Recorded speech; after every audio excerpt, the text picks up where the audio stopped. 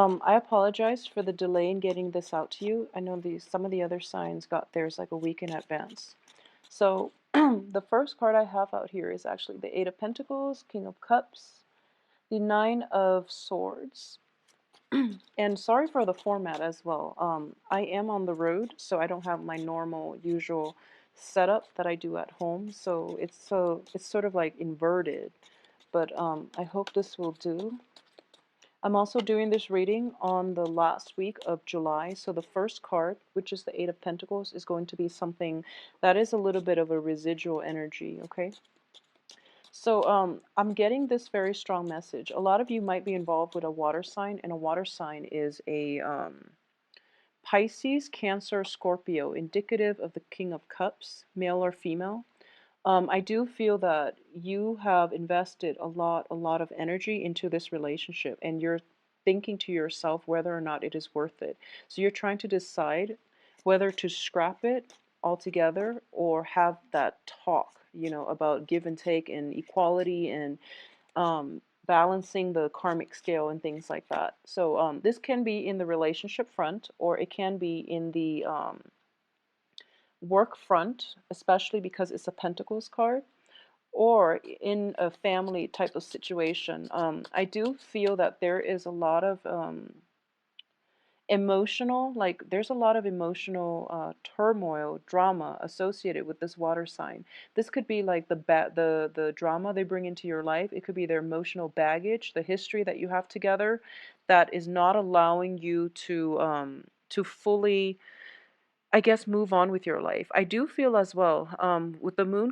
card coming through, there is also a great deal of deception associated with this water sign. And, the moon is very, very illusory. So it's sort of like things that we can't really um, put our finger on. So it's sort of like you meet, if you meet someone for the first time and you're just like, there's something off about this person, but I don't really know what it is. And then it takes you a really, really long time to finally pinpoint it. And in the meantime, a lot of you are very, very like live and let live. You always give the people the benefit of the doubt, okay? Until they burn bridges, then you would just move on. But it's sort of like you have an inkling that something's off, something's a little weird. There might be deception, but you can never catch them in the act, or you can never like you're never sure. And I do feel for this month, for you're going to be sure. You're going to be sure whether or not it works. I do feel at his or her best, this water sign is very like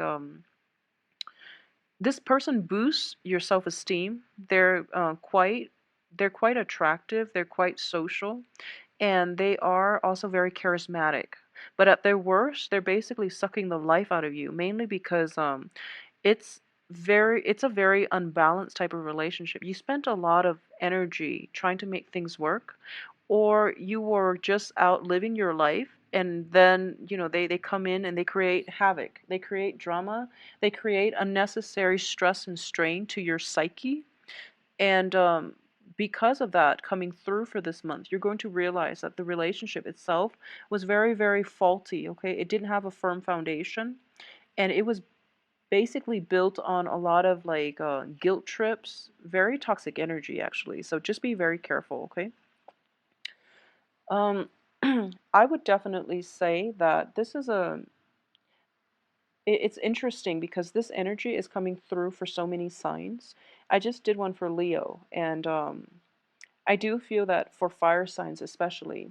So we have that Venus retrograde. We also have Uranus retrograde. We also have as well, Saturn is basically going back into Sagittarius. So it's basically, you were given a break you really have to reassess the direction of your life, okay? So decisions are going to have to be made. And I do feel whatever you decide to do, the outcome here looks very, very good, okay? In the past, you might have been in a situation of self-doubt, of emotional turmoil, of also dealing with like questions, a lot of questions. It's almost like being interrogated, or in a situation where you don't really have all the information and you can't really access it because your partner or whoever it was that you're dealing with has been very evasive. So coming through for this month, you're going to figure out what it is that you want to do, because the moon I do feel that the Aquarius blue moon on the 31st has been like a a moment of total illumination for a lot of signs, okay? Especially on the relationship front. So things that you were questioning earlier, but you didn't really, that you overlooked, or you didn't really press for answers. The answers are coming through, whether or not you want the information. And I do sense it is definitely going to like steer the direction of your life like 180, okay? So you thought you were going one way, and then the 31st, the blue moon happened, and now you're just like, that's not working for me. I'm releasing all that baggage, and I'm going to take a different path. And my path is going to be more oriented, more growth oriented for me, and more beneficial for me. So I do feel that you are going to embark on a new phase in your life, and it's surrounded by very, very lovely cards. And this new phase in your life first, because the sun will be in your constellation in Sagittarius. So that's when projects and everything is going to gain traction. I do feel that first step is definitely happening for you for this month. However, the culmination, the apex of that experience is not going to come through until the end, stopping, like you're coming to a full stop sometime this month, and then you're going to do a 180, okay? And this energy also happened for Leo, mainly on the relationship front, because Venus in retrograde was oscillating between Virgo and Leo. But for you, it's making us it's making you reassess like values. It's making you reassess values and work, and also a significant romantic partner in your life. I don't feel like it's, choosing between multiple people in this spread. I do feel it was a significant relationship that you worked really hard at, that didn't pan out the way you want, that it was very, very imbalanced, and you're going to decide to release, okay, for good. And it could also be a work situation where you're like toiling away.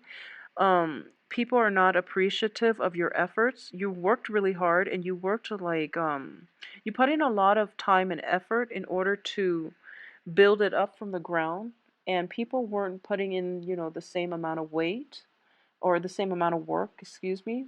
And because of it, you're going to choose to move somewhere else in a better situation, in a better environment that is more conducive for long term stability and growth and promotion for yourself. Okay, so on the work front, there is going to be a period of reassessment, and a second decision is going to be made. And I do a decision needs to be reached here. And I wouldn't say you're running out of time or anything like that. It's just, try to steer yourself on the right path to begin with, because you have very, very good outcomes. Whatever it is that you're deciding to launch this month, you have two of the best cards here for projects, okay? This is taking that first step towards the new direction in your life. It's also a wand energy, so it deals with work projects. It deals with relationships as well, like passion, drive, ambition, creativity. And on top of it, you have the star, which is basically if you've been fumbling in the dark trying to get something off of the ground, you're actually being divinely guided this month, and a lot of clarity is coming through for you. It's sort of like the moon and the stars are both shining bright in order for you to find direction, okay? Whenever I look at this card, I always think about Moses. And, it's sort of like he is taking that first step. Possibly, this is the ocean here, but the way it's colored, it always looks to me like the desert. It's very like sparsely populated. There's a lot of risk inherent in embarking on this first step of the journey through a very barren land, and you're seeing the mountains and the possibilities on the other side, but you're holding very tightly to something that you're emotionally invested in. You're trying to make it come to fruition, but it's a perilous journey. But you have both of these astrological bodies, which is, the moon is going to light your way. There is going to be water found in that land. There's also food, abundance in wildlife as well to sustain you. Not the dogs though, just the, crab, lobster, the lobster coming from the water. At least you're going to have sustenance, okay?